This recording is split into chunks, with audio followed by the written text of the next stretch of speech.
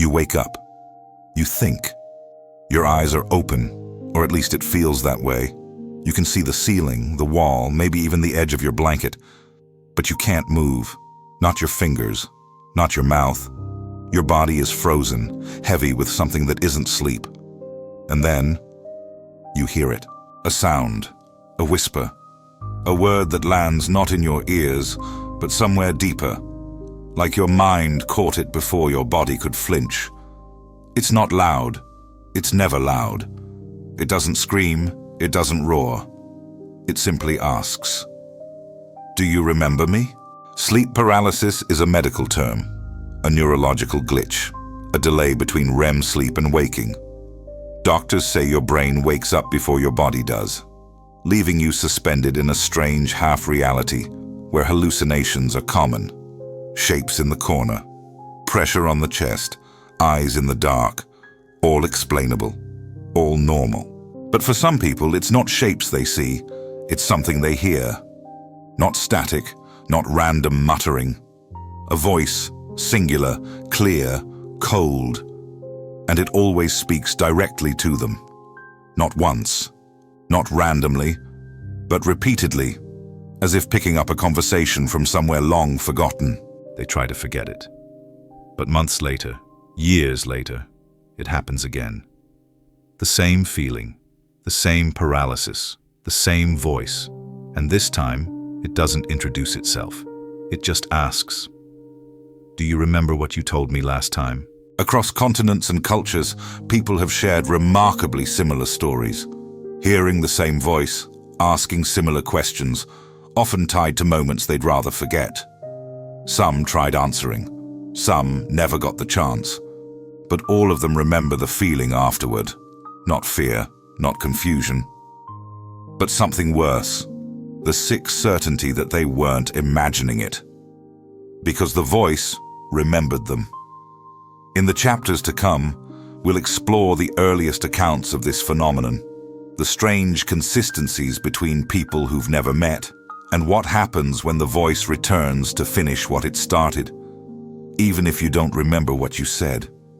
Because if this voice visits you again tonight, it won't need to introduce itself. It already knows your name.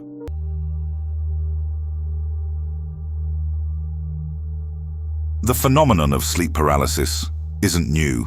It didn't appear with electricity, modern medicine, or the internet. It's ancient. It's everywhere.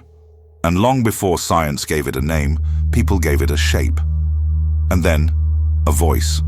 In ancient Mesopotamia, clay tablets describe a presence known as Alu, a demon that pressed itself against sleepers at night, robbing them of motion, breath, and speech.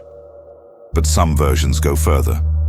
They describe a whispering shadow, one that doesn't attack, but speaks. One tablet, partially shattered, reads, "He could not scream. It spoke through the teeth of sleep."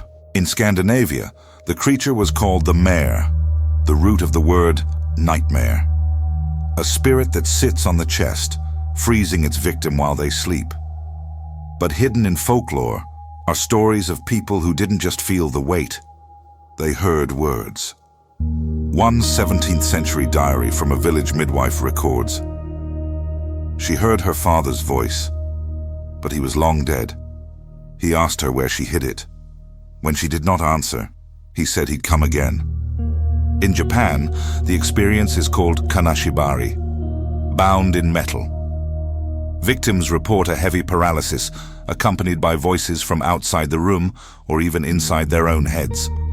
Some say the voice is familiar. Others swear it belongs to no one they've ever known. But one thing remains consistent. It speaks with purpose. In West African tradition, sleep paralysis is linked to the spiritual plane. Not just demonic possession, but ancestral contact. Elders describe the paralysis as the body waiting while the soul is spoken to. One elder wrote in a now-lost letter, "The voice comes when the ears are closed. If you respond, something follows you back."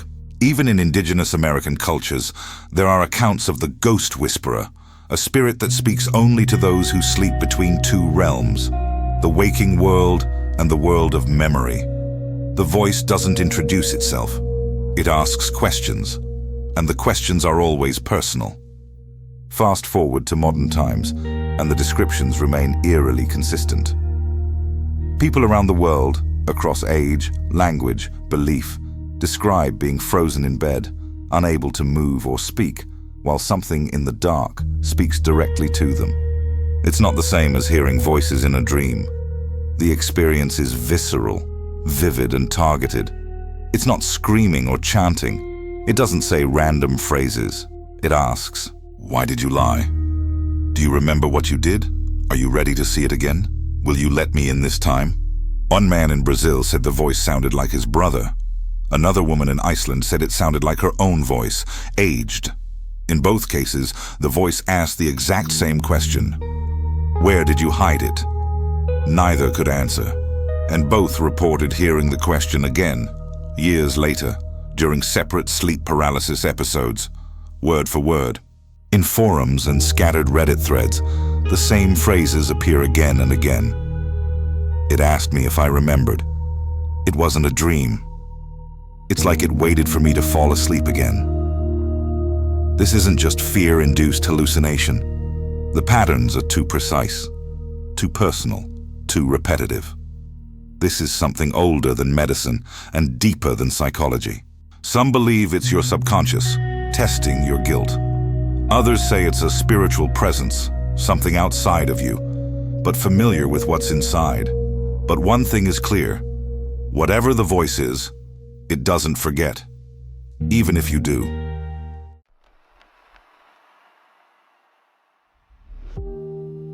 At first, it was assumed these voices varied.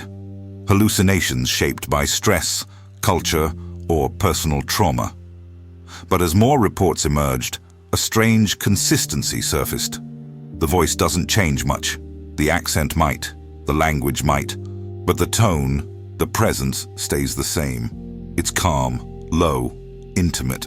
It doesn't scream from the corner. It doesn't chant or groan. It's not angry. It speaks as if it already knows you, as if it's picking up a conversation you didn't realize had already started, and it always asks a question. Some people try to dismiss it, chalk it up to the brain trying to make sense of paralysis. But the questions are too specific, too deliberate, often tied to something deeply personal, something no one else could know.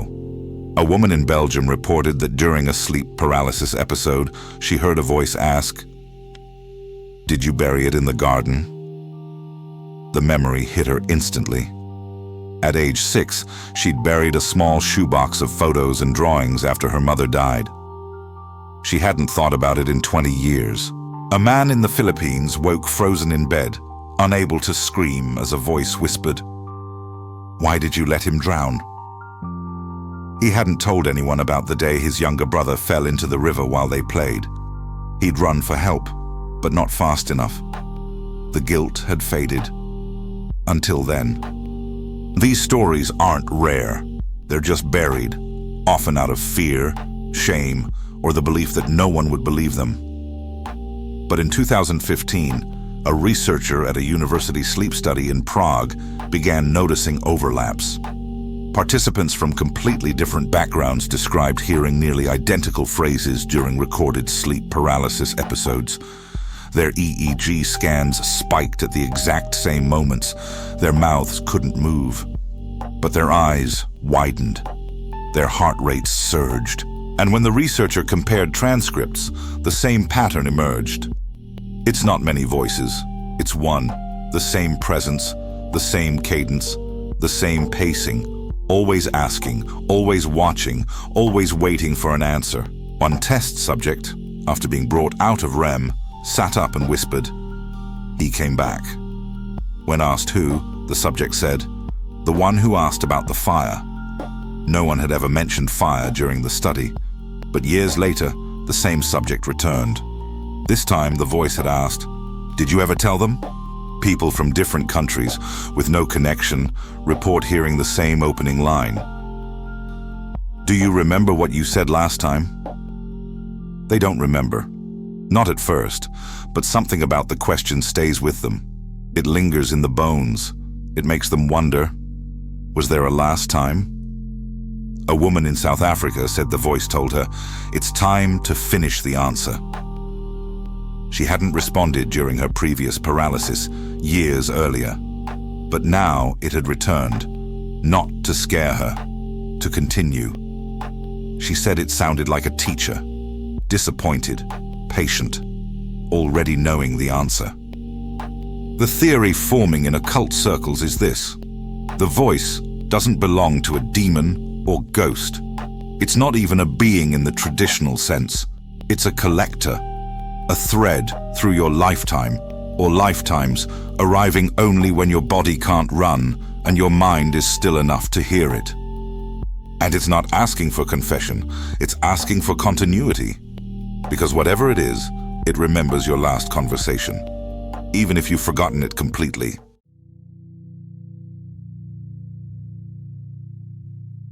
Most people freeze. That's what sleep paralysis does.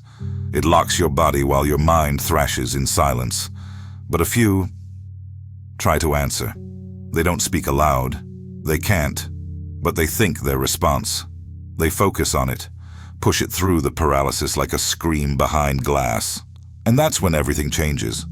Because the moment you answer, the voice stops asking. One man in Texas reported that the voice asked, "Where did you put it?" He thought back, not knowing what it was, just reacting. He pictured a field he hadn't visited since childhood. The moment he focused on that memory, the voice went silent. His chest felt lighter. The paralysis faded. But the next night, the voice returned. It didn't repeat the question. It simply said, "Good, we'll go there next." Another dreamer, a woman in Norway, said she finally responded in her mind after weeks of silence. The voice had asked her the same question every night. "Do you still want it?" She didn't know what it meant. But on the fifth night, she focused her thoughts and said, "Yes." The next night, she woke up sobbing. Her hands were covered in ink, or something like ink, and her closet door was open. Inside was a box she didn't recognize. It was empty. These responses aren't dramatic. They're not cinematic. They're quiet, subtle. But they unlock something. Not freedom, but continuation. The voice doesn't thank you. It just changes direction. It starts giving instructions. And that's where things get dangerous. One man responded during paralysis with a single thought: "I don't know." He didn't even know what the question had been.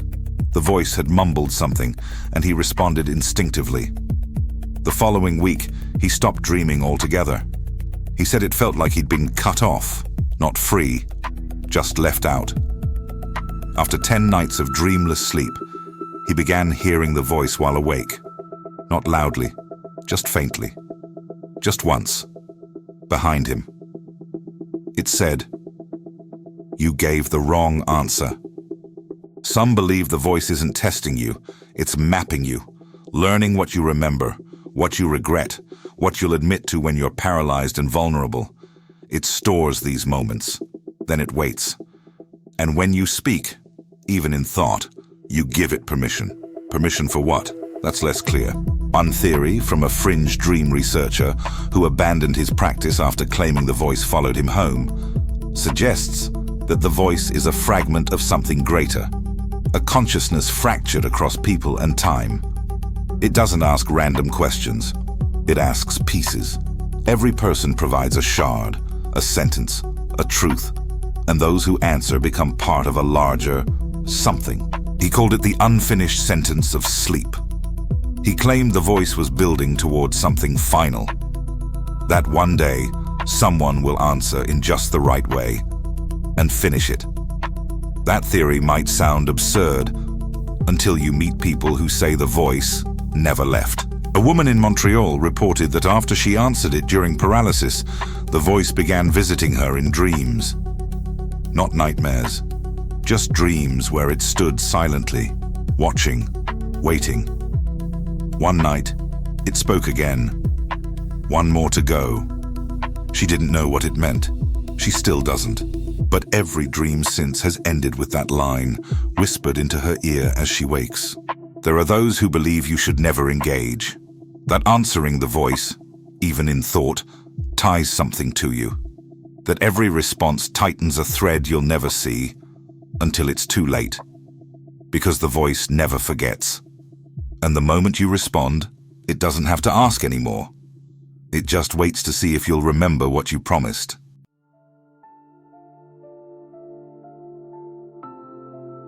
Most people don't remember the first time it speaks. It slips into the spaces between sleep and waking, just a whisper, just a shadow, easily dismissed.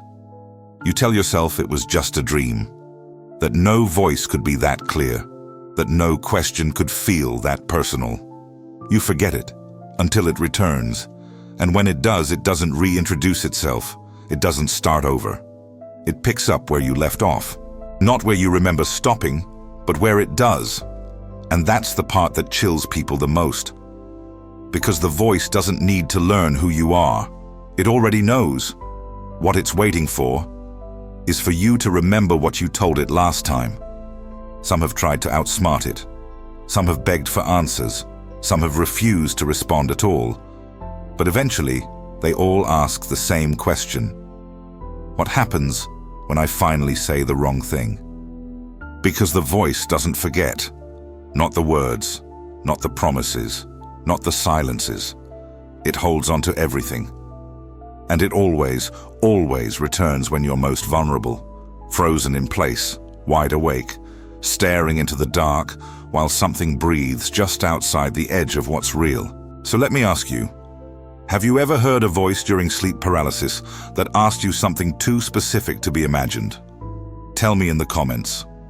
I want to know what it said, and if you ever answered. And if this story felt familiar, if it stirred something half buried inside your memory, then like this video, subscribe for more, and return to the forbidden with me. Because some questions don't come from inside you. They come from someone who's already asked before, and they're still waiting for your answer.